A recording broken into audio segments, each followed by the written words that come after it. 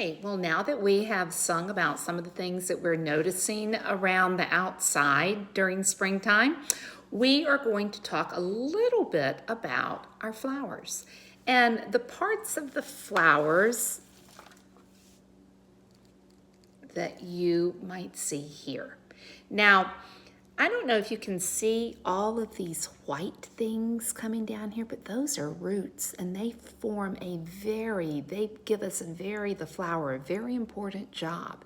Not only does it hold the flower into the ground, but it sucks up water and nutrients out of the dirt, out of the soil, and they travel up through what kind of like the straw of a flower. The stems, the water travels up the stems and out into the leaves, and the leaves actually make food from the sun by something called photosynthesis.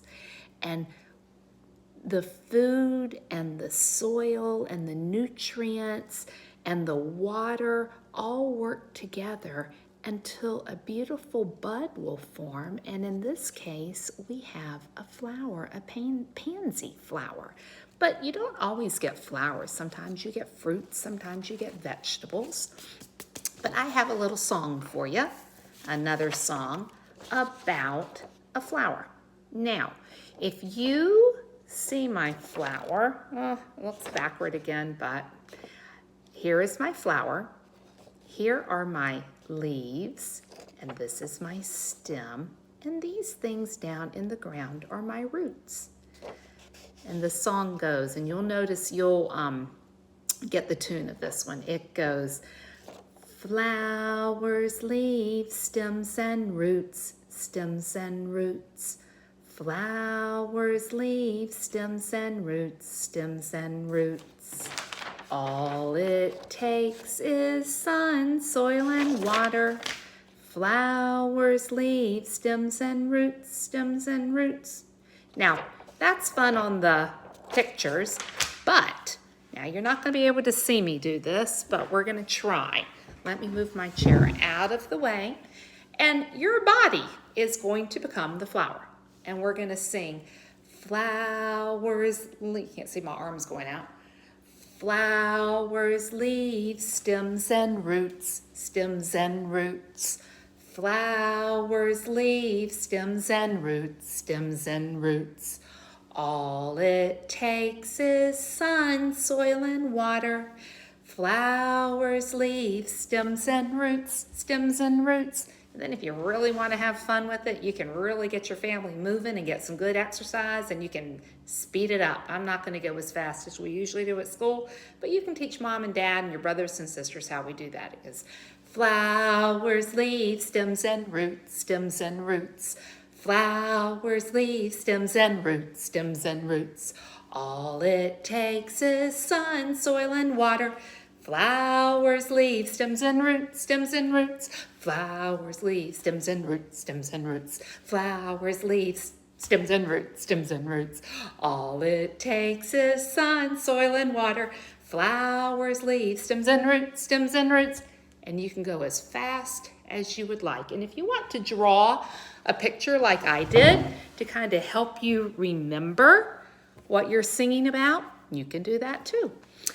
All right, now we are going to stop talking about flowers, and we are going to talk about another type of plant. I have a book, and I'm going to try and read you this book, and it's probably a story that you have heard many times before. It's called Jack and the Beanstalk. Now, this is a story that is not a true story. It's a fairy tale. And I am going to follow along, and then we are going to do an activity with some beans. Jack and his mother, let me see, I'm not sure you can see all this. Jack and his mother were so poor. They never had enough to eat. One morning, They had nothing at all left. "You'll have to take the cow to the market," his mother said, "and sell her." On the way back, Jack met a strange little man.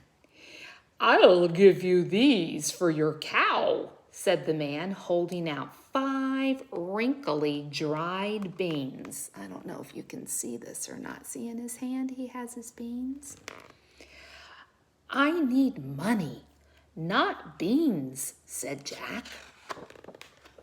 "Ah, but these are magic beans," said the little man. "If you plant them, they will grow into a beanstalk so tall that it touches the sky." "Amazing," said Jack. He gave his cow to the little man, and he took the beans, and he ran off towards home. Well, when he got home, Jack was in big trouble. "What have you done? Jack, we need money, not beans," cried his mother. And she threw the beans out the window. There she threw them, and where do you think they're going to land? Poor Jack. He went to bed hungrier and gloomier than ever. Gloomier means sad. What were they going to do? In the morning, even his room seemed a little gloomy. His room, seemed gloomy? Wait a minute. Look at there. Outside his window was a giant beanstalk, so tall that it touched the sky. The little man was right, thought Jack. He scrambled onto the giant beanstalk and he climbed up and up and up. Oh my goodness, he's going so high. And there at the top, he found a giant castle with a giantess in front of it. A giantess is the wife of the giant. Jack gulped. Then his tummy rumbled. "Oh, excuse me," he called out. "Could you please spare some breakfast?" Remember, he has not eaten and he's very, very hungry. So he's asking the giantess, who's very huge, if he could have some breakfast. The giantess picked him up. "My husband munches and crunches little people like you," she said. "I'll give you breakfast, but you'd better be gone before my husband gets up." See, look how big she is and how tiny Jack is. My goodness, she said her husband eats little people like that. That's not very nice. She whisked Jack inside. That means she moved him inside really quickly and set him down next to an enormous, you know what that means, it's huge, crusty loaf of bread. Breakfast had never tasted so good before. Look at there. Oh my goodness, the loaf of bread was bigger than he was.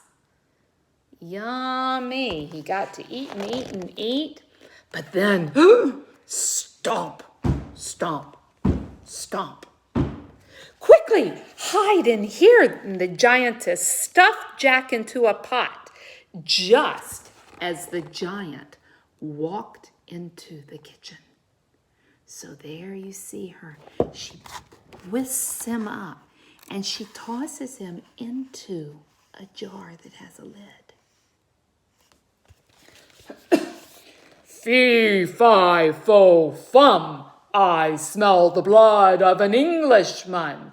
Be he alive or be he dead, I'll grind his bones to make my bread." So here's the giant, and oh my goodness gracious, if you see Jack, he's peeking out. He better scoot back in there so that giant doesn't see him. "Where is he?" demanded the giant, and he started to search the table, looking all over the place to see if he could find, because he smelled a person. "You're imagining things," said his wife. "Eat up your breakfast, and I will bring in the hen." So she tells him he's imagining something. He needs to go ahead and eat, and she's going to go get the hen. Now, if you remember, a hen is, who can answer that? A girl chicken. She returned with the hen, and she put it on the table. Here's the hen, and she put it on the table. "Lay," commanded the giant. So what do hens lay? They lay eggs, but this is a special one. "Lay," commanded the giant. And clink, the bird, the hen, the chicken, laid a gleaming golden egg. Look at there. Huh. With a grunt, the giant closed his eyes. I guess he had a full tummy, and he began to snore. So now that he's had a full tummy and the giant is asleep, the giantess lifted quickly Jack out of the pot.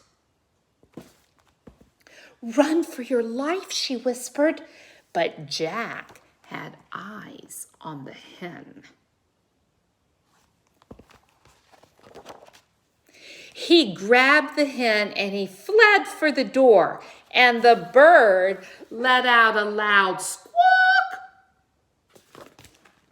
which woke up the giant, who saw Jack, and he let out a furious roar. So here's the giant, and here's Jack, and he grabbed the hen. That wasn't very nice, but then he's running away, and the hen is squawking, and it's really loud, and it woke up the giant, and he's like, "Roar!" Jack dived out the door and onto the beanstalk, and with the giant on his heels. That means the giant was following very closely behind, but Jack is already on the beanstalk. Jack scrambled down the beanstalk as fast as his little legs would carry him. So here Jack is going down the beanstalk. Oh my goodness gracious, there's the giant's big foot coming down. "What's going on?" yelled his mother from below. "Is that a giant?" And Jack yells, "Just bring the axes." So if you know what an axe is, it chops things down. Jack and his mother chopped and chopped and chopped at the beanstalk. It creaked and it wobbled and it toppled over sideways. And who's up on top? The giant. The giant was flung far over the hills. And guess what? They never saw the giant again. As for Jack and his mother, they lived happily ever after. And each morning, the hen laid a golden egg. So they grew rich, and Jack never climbed another beanstalk again.